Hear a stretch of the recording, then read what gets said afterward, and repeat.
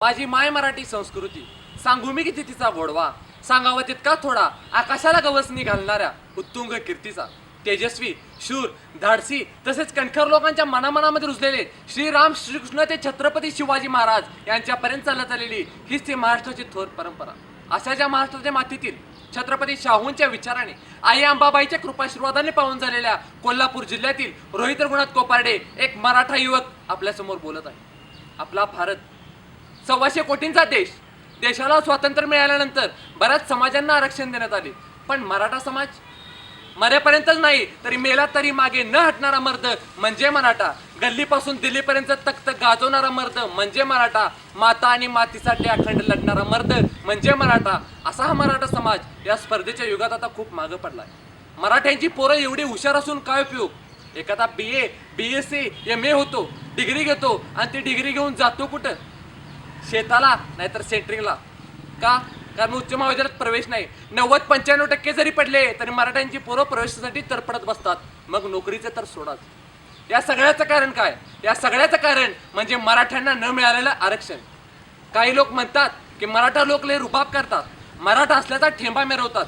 मराठा एवढा श्रीमंत आहे, मग मराठ्यांना आरक्षण कशासाठी?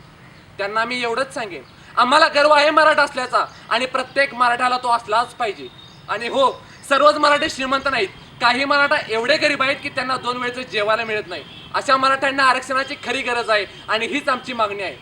नेतृत्व नसतानाही जिगरबाज लढाई करणं हा तर मराठ्यांचा इतिहास आहे. हे आमच्या छत्रपती शिवराय आणि संभाजीराजांनी मराठ्यांच्या नसात निर्माण केलं.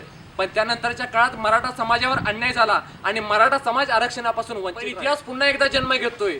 मराठा मूक राहूनही सगळ्यांना घाम पडतोय. आमच्या मराठा वाघांची शांतता काहींना इतकी टोचती या, मग या मराठा वाघांची गर्जना त्यांना सोसवेल का? मराठा स्त्री एकेकाळी घरात असायची, ती सुद्धा या मोर्चात सहभागी होते. कारण प्रत्येक आईची बहिणीची अशी अपेक्षा असते, आपला भाऊ किंवा मुलगा चांगल्या नोकरीवर पाहिजे, आपला शेतकरी नवरा किंवा बाप आत्महत्या करून मेला नाही पाहिजे. अभि नाही तो कभी नाही म्हणत मराठा स्त्री रस्त्यावर उतरते. म्हणून मी म्हणतो, तुटायचं नाही, फुटायचं नाही, काही झालं तरी मागं हटायचं नाही. पडू दे ऊन, येऊ दे वारा, पाऊसच काय अंगावर झेलू गारा. मराठ्यांनो, आता थांबायचं नाही आणि आरक्षण घेतल्याशिवाय गप्प बसायचं नाही. 13 जुलै वार बुधवार, कोपर्डे येथे घडलेली घटना सांगताना आणि ऐकताना अंगावर काटा येईल असा तो प्रकार. काय हो, आमच्या मराठा समाजात एखाद्या स्त्रीला किती मोलाचं स्थान आहे हे समजायला एका निष्पाप जीवाचा बळी द्यावा लागला.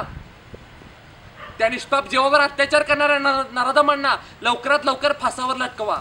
राजासारखं मन आणि मनासारखा राजा. राजे तुमच्यासारखी स्पष्ट आणि रोखठोक भूमिका प्रत्येकाची जर असती तर मराठा समाजाला आज मोर्चा काढायची वेळ लागली नसती. सरकारनं मराठ्यांच्या मोर्चाची दखल लवकरात लवकर घ्यावी, नाहीतर मराठ्यांचा इतिहास सांगायची गरज सरकारला लागणार नाही. म्हणून मी म्हणतो, मराठा नुसती ठिणगी नाही, मराठा एक आग आहे. मराठा नुसती व्यस्ते नाही, मराठा एक राज्य आहे.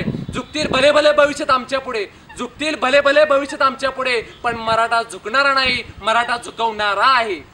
भल्या भल्या सैतानांना झुकवणाऱ्या छत्रपती शिवरायांच्या किल्ल्यांचं संवर्धन करणं काळाची गरज आहे. आमच्या मराठा समाजाची लढाई कोणत्याही जातीच्या, पंथाच्या किंवा धर्माच्या विरोधात नाही, तर अन्यायाच्या आणि अत्याचाराच्या विरोधात आहे. म्हणून सर्व मराठा वाघांना मी एकच विनंती करतो, वाघांनी वाघांसाठी, वाघांच्या राज्यात, ठाण्या वाघांच्या जिल्ह्यात वाघांसारख्या निघणाऱ्या मोर्चात वाघासारखे सामील व्हा.